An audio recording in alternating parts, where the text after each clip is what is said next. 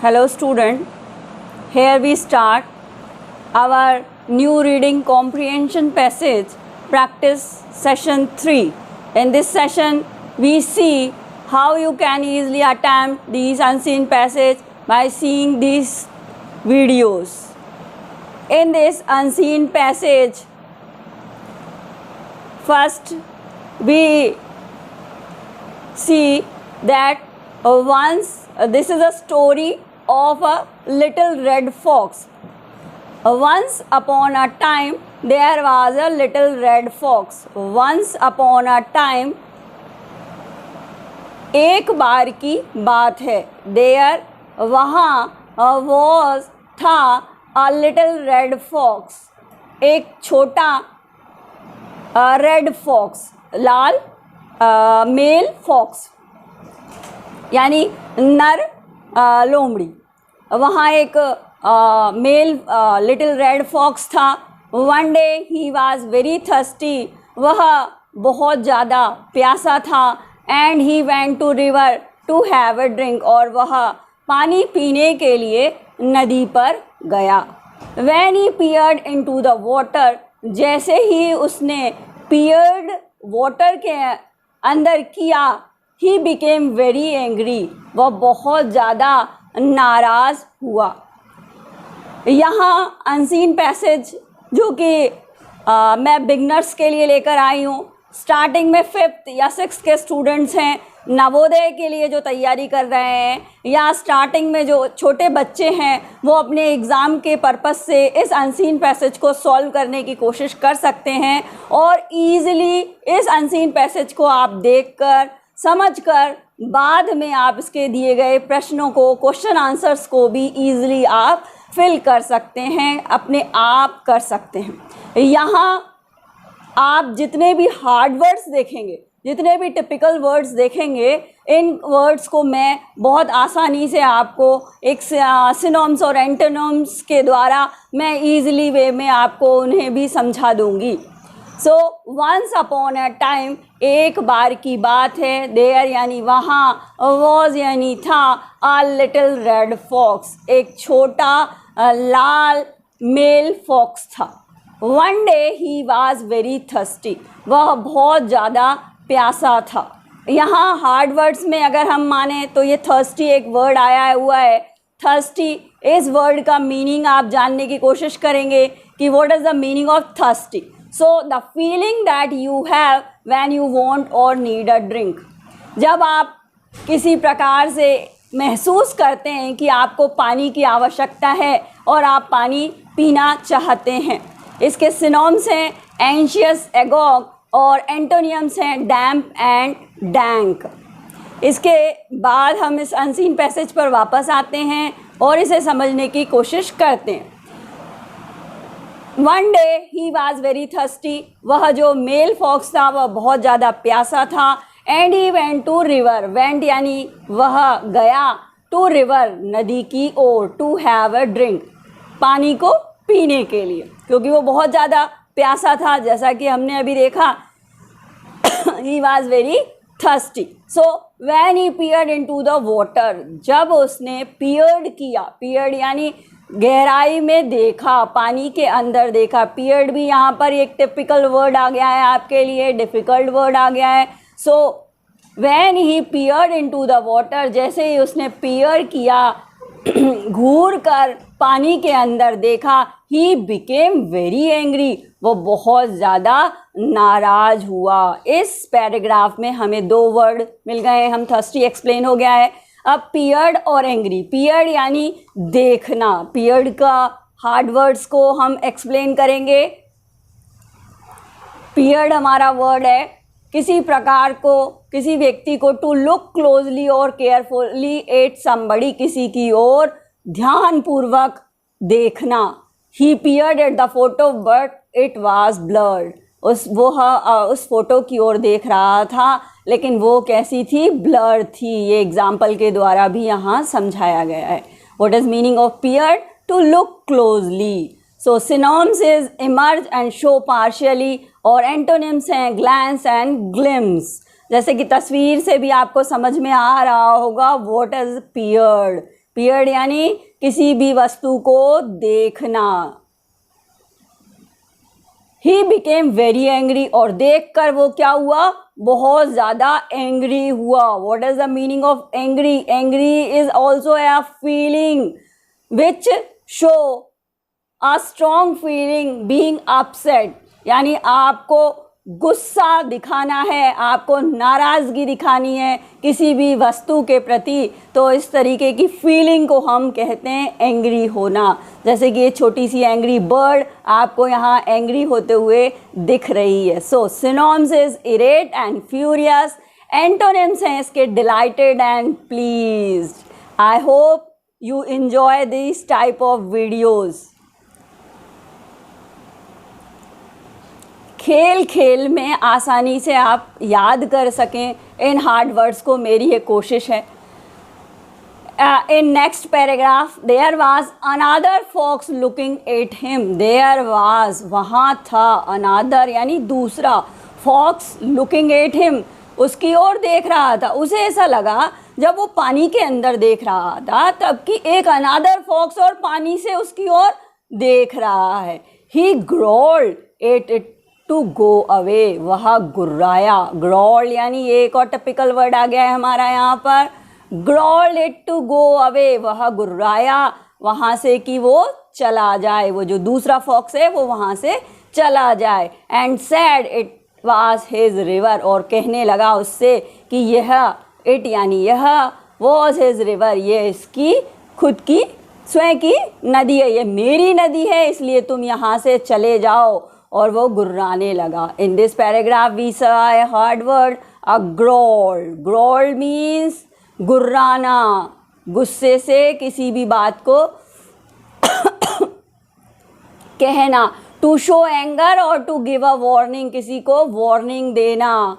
सो synonyms हैं grunt and howl, और antonyms हैं delighted and rejoice. So in this unseen passage these hard words are here। so of course, next paragraph, of course the fox in the river did not go away। जैसा कि तुम समझ रहे होंगे students कि वहाँ तो वो क्या है, उस नदी के अंदर उस फॉक्स की परछाई है। सो वो कह रहा है कि the fox in the river did not go away, जो फॉक्स है रिवर में वो कहीं नहीं जा रहा था, जो रिवर के अंदर है फॉक्स वो कहीं नहीं जा रहा था। But he made no sound, उसके गुर्राने पर भी वो कोई साउंड भी नहीं कर रहा था। द फॉक्स अगेन शाउटेड, फिर फॉक्स अगेन शाउटेड, अगेन दोबारा चिल्लाया, एट द अदर फॉक्स, उस दूसरी लोमड़ी पर, that he would leap in the water and bite the nasty ugly fox, कि वह लीप कर जाएगा, लीप यानी जंप कर जाएगा वाटर के अंदर, and bite the nasty ugly fox, और बाइट कर लेगा, बाइट यानी काट लेगा उस नेस्टी गंदी फॉक्स को। So two words are here, leap and nasty. So here is your leap word.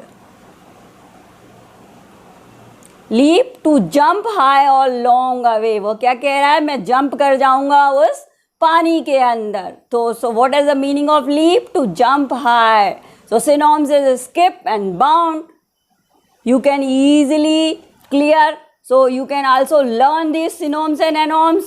This is also helpful for your study. So synonyms means skip and bound, and antonyms is fall and reject. So in this unseen passage now, so little brown duck heard little red fox shouting. अब वहाँ पास में एक little यानी छोटी सी brown duck आ जाती है और heard वो सुनती है लिटिल रेड फॉक्स शाउटिंग, कि एक जो लिटिल रेड फॉक्स है वो वहाँ शोर मचा रहा है नदी किनारे। And asked him why he was doing so, और वहाँ आकर वो पूछती है कि तुम यहाँ ऐसा क्यों कर रहे हो, तुम ऐसा शोर क्यों मचा रहे हो। The fox told her that there was another fox in the water।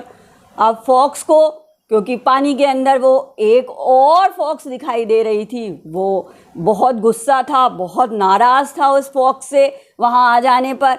तब वो कह रहा है कि the fox told that another fox is in water, जो फॉक्स है वॉज इन वाटर, पहले से एक फॉक्स और पानी के अंदर है, which was not going away, उसके गुर्राने पर भी वो वहाँ से नॉट गोइंग अवे, नहीं जा रही है। So next paragraph, the duck told him, duck ने कहा that there was no other fox, कि वहाँ कोई दूसरी फॉक्स नहीं है, but little red fox insisted he would jump into the water and bite him, लेकिन वो इंसिस्ट करने लगा उस डक को कि वह जंप कर जाएगा इस पानी के अंदर और बाइट हिम, और उसे काट लेगा।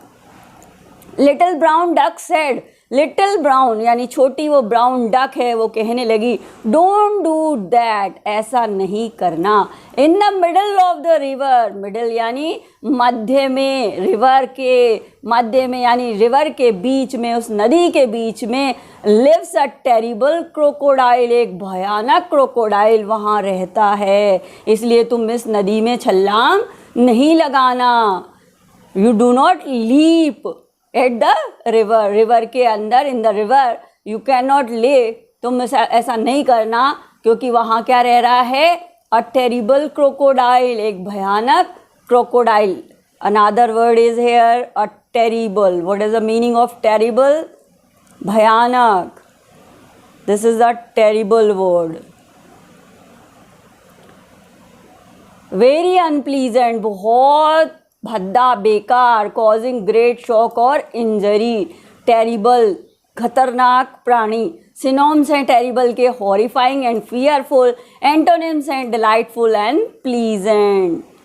आप साथ के साथ इस वीडियो के देखकर इन सिनोम्स और एंटोनिम्स को भी याद करें, जिससे कि आपके हार्ड वर्ड्स बहुत ज़्यादा जल्दी कंप्लीट हो जाएंगे। बहुत लॉन्ग आपके हार्ड वर्ड्स की एक सीरीज़ बन जाएगी, जो कि बहुत ईजिली आपको लर्न हो जाएगी। He will grab you and eat you for his dinner. अब वहाँ वो कहने लगी कि तुम जो है इस क्रोकोडाइल होने के कारण इस रिवर में नहीं जाना। ही विल ग्रैब यू, वो तुम्हें खा लेगा, eat you for his dinner, और तुम्हारे भोजन बना लेगा वो अपने डिनर का तुमको, अगर तुम इसमें कूद जाओगे। His teeth are long white spears, और उसके दांत तुमने देखे नहीं है, उसके दांत कैसे हैं? वाइट यानी सफ़ेद, स्पीयर्स यानी नुकीले भाले के जैसे, स्पीयर्स यानी नुकीला भाला, नुकीले भाले जैसे उसके दांत हैं, और वो क्रोकोडाइल तुम्हें डिनर कर लेगा, तुम्हें ईट कर लेगा, eat you for his dinner, खा लेगा तुम्हें अपने डिनर के रूप में। So what is the meaning of spear? You can also see spear is a long pole with a sharp point at one end. एक लॉन्ग पोल होता है जिसका कि शार्प पॉइंट होता है, जिसे हम स्पीयर कहते हैं, यानी भाले नुमा नुकीली संरचना। सिनोम्स हैं गोर एंड हार्पून। एंटोनियम्स हैं disassociation and disarm. So in this paragraph there is only a last paragraph, and now this is your unseen passage. The fox laughed and said, अब उसने जब उसे चेतावनी दे दी डक ने कि भाई आप जो है उसके अंदर, नदी के अंदर नहीं कूदना, नहीं तो वो आपको क्रोकोडाइल खा लेगा और उसके दांत बहुत नुकीले हैं। द फॉक्स लाफ्ड, लेकिन उसने एक नहीं सुनी, और वह फॉक्स जो है लाफ करने लगा, हंसने लगा। एंड सैड, और कहा, आई एम नॉट स्कैर्ड, मैं नहीं डरता हूँ, ऑफ एनी स्टूपिड क्रोकोडाइल, किसी भी प्रकार के स्टूपिड क्रोकोडाइल से। Then the fox jumped into the river, और ऐसा कहकर उसने जो है फॉक्स ने जंप लगा दिया रिवर के अंदर। What is the meaning of, there is also a hard word, scared. So scared means fear, fearful होना यानी डरना।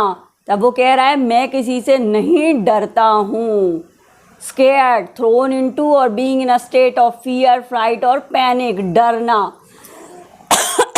scared means डरना, a state of fear, So synonyms is afraid and frightened. Antonyms हैं brave and fearlessness.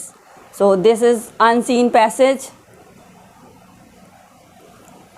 Anonyms and synonyms.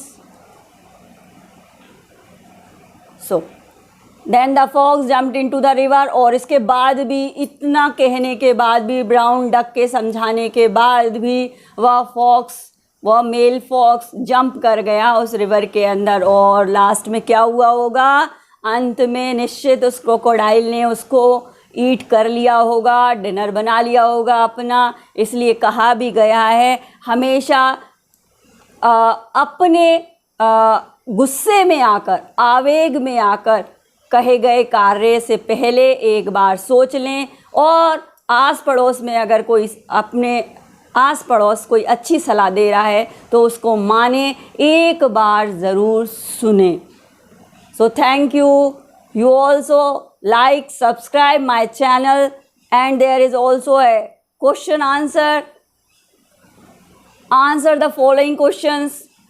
First, why was little fox angry? Little fox angry क्यों था? ये इस questions के आंसर्स आप मुझे अगले वीडियो में मैं आंसर्स दूंगी। अगले वीडियो तक आप इस क्वेश्चन के आंसर्स एक कॉपी में लिखकर मुझे चैट के माध्यम से सेंड कर सकते हैं। Second question, who heard the little red fox shouting? वह रेड फॉक्स क्यों चिल्ला रही थी? जो रेड फॉक्स था वो क्यों चिल्ला रहा था? How did the little brown duck describe the crocodile teeth? और जो लिटिल ब्राउन डक थी उसने कैसा डिस्क्राइब किया कि क्रोकोडाइल के जो टीथ हैं वो कैसे हैं? What do you think the little red fox was wise और फूलिश? अच्छा, ये और क्वेश्चन है, वो ज़रूर आप मुझे बताएं कि वॉट डू यू थिंक, आप क्या सोचते हैं कि वो लिटिल रेड फॉक्स था वो वाइज था या फूलिश था? Who lived in the middle of the river? और लास्ट क्वेश्चन है आपका, उस रिवर के मध्य में, मिडल में कौन रहता था? So thanks student.